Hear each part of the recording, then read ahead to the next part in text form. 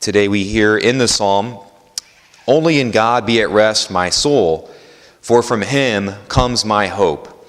He only is my rock and my salvation." Bishop Coyne is actually this morning and last night celebrating Mass down in place of a good friend of mine, Father Jonathan Meyer. And you may remember Father Meyer came and did our Lenten mission last year.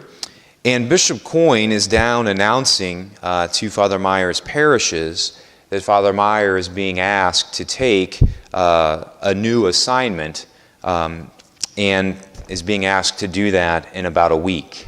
And so obviously I mentioned that first and foremost to ask you to pray for Father Meyer and his parishes where he's been serving for the last 6 years or so, and also for Father Jerry Bird, who will be taking over for Father Meyer, and also for the parishes where Father Meyer is being asked to take over at. There is nothing scandalous about the new assignment that Father Meyer has been given. A priest there has taken a leave of absence to where Father Meyer is going, and so Archbishop Tobin a couple of weeks ago asked Father Meyer to take this new assignment for the good of the diocese, to help that community in this transition that they're undergoing. And so there's just a lot of, if you could keep their parishes in prayer. I was mentioning to some of them this morning on Facebook and so forth that anytime a parish in the diocese, we're not isolated little communities. We all hold each other in prayer, and when one or a group of them are undergoing transition and pain, the rest keep them in prayer. The rest of the Archdiocese holds them up. And so just first and foremost mention that, asking you to pray for all of the people that are in that transition. Normally there's a lot more time for the transition as well, but it's the suddenness of it all, I think, is hard, for everybody that's involved as well. Also, just before I kind of get to the point of all of this, I wanted to say too as well up front that I'm not leaving. It's not. Some of you may be happy about that. Some may be sad to know that, but you're stuck with me for a while.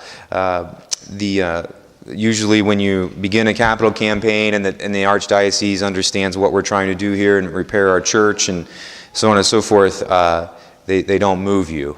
They let you finish that out before. So anyways, you're stuck with me for a while. The reason that I share that is because Father Meyer and I have been talking a lot over the last 2 weeks since he found out about this. We've been reflecting a lot about the priesthood and about the church in conversations with each other. And I think some of the conversation that we've had is very relevant to the psalm and to all of us here in our parish as well, and to all parishes. But again, so to focus in on the psalm again, just for a moment, only in God be at rest, the psalmist encourages us.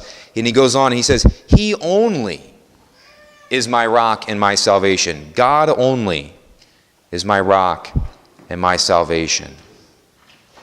I mention that because we live in a Christian culture, not just a Catholic culture, but our larger Christian culture and our larger Christian community here in our country, where the particular gifts of the pastor or preacher or priest or whoever it is that's leading the community, that tends to drive that parish or that place of worship. You notice a lot of our Protestant brothers and sisters, when a particular pastor will leave an assignment and move to a new church, the church may have been some mega church where there's 25, 50,000 people a week. When that priest when that pastor leaves that assignment, oftentimes, if they don't replace him with a person who has similar gifts, it crumbles. It falls back down into nothing. And so, again, the particular gifts or the particular passions or whatever it may be tend to drive our Christian communities.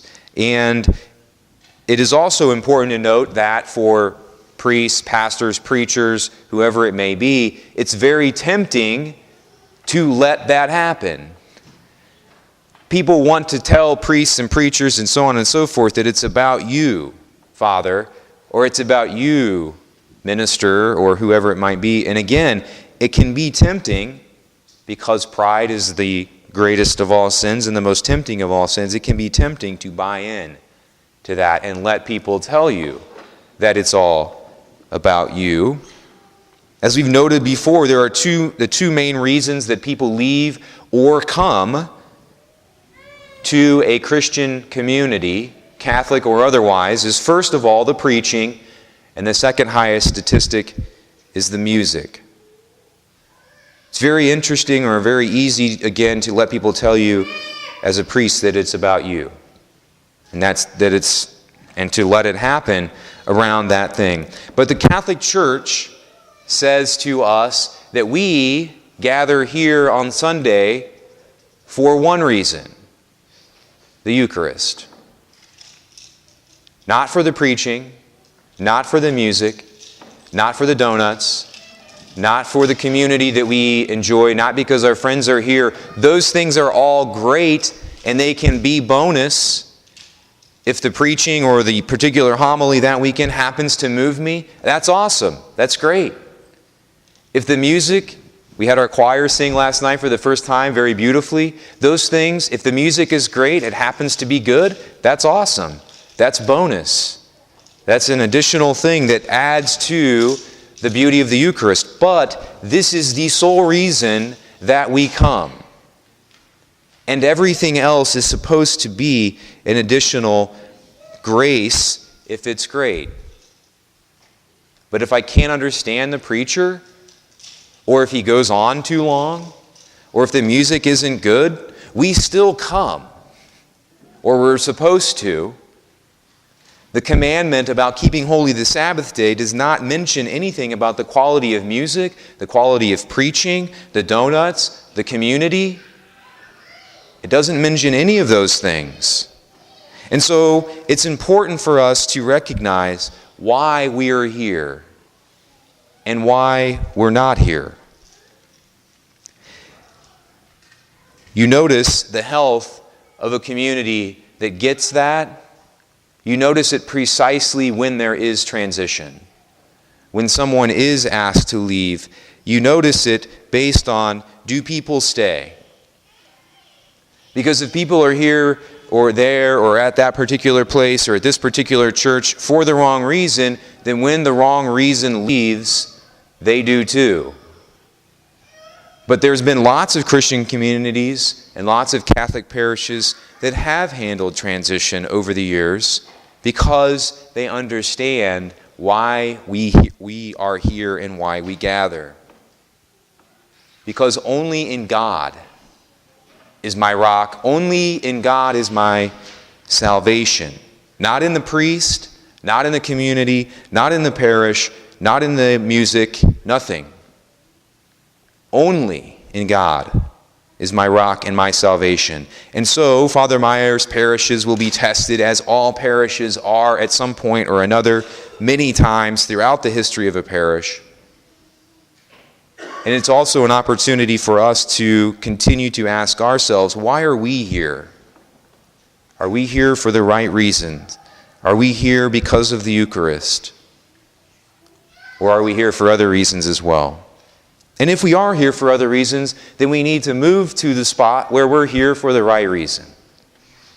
We're here for the Eucharist.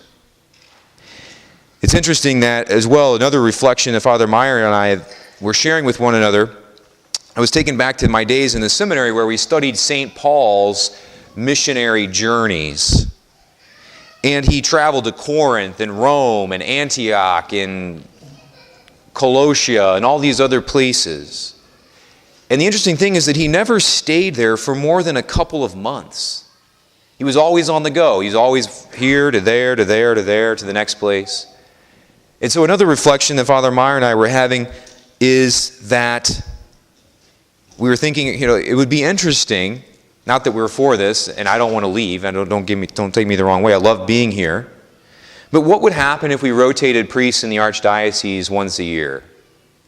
What if every year there was a new priest? What if every few months, like St. Paul's communities, there was a new priest? Would we approach things differently as a parish? Would we approach things differently as priests and people? And I think we would. I think a lot of times a plague that affects a lot of all Catholic parishes probably, and all of us in our spiritual lives as well, is a sense of complacency and a lack of urgency. Jesus is like, go spread the gospel, go spread the good news, do this, serve the poor. And a lot of times we tell ourselves, we'll get to that later. I'll get to that in Lent. And then Lent gets here and we're like, I'll get to that in Easter, right?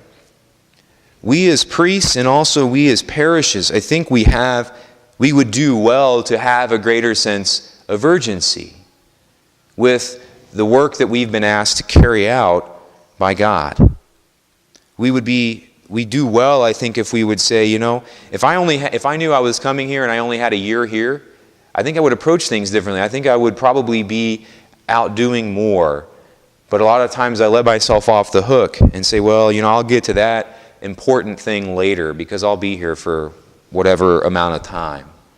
And I think we as a parish sometimes can say, oh, well, we'll get to that project, or we'll get to this thing, or we'll do that, or we'll care for the poor better later on.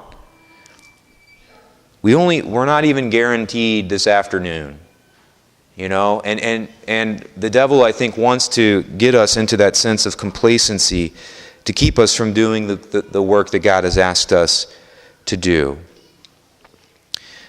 Only in God be at rest my soul. He only is my rock and my salvation. This is our parish, and we're a group that's been cobbled together by God to help each other get to heaven for whatever time we've been given together with each other. Our ranks, our numbers grow and they decrease and they fall and they swell, and some people pass away and other people are born, and we have baptisms and funerals, and it's growing, and all of these things are happening. But we're always, each day, we're asked to walk together as a parish and to spread the good news and to serve the poor and to love one another. And so as we huddle together this morning, as we do every morning that we celebrate the Mass, as we huddle around God's presence in the Eucharist, we pray that He be the reason that we're here, and He be the thing and the person that drives all that we do. And that we approach Him with a sense of urgency, and we approach His mission with a sense of urgency, and that we never take for granted a single breath that God has given to us as people, that God has given to us as priests, and that God has given to us as parishes.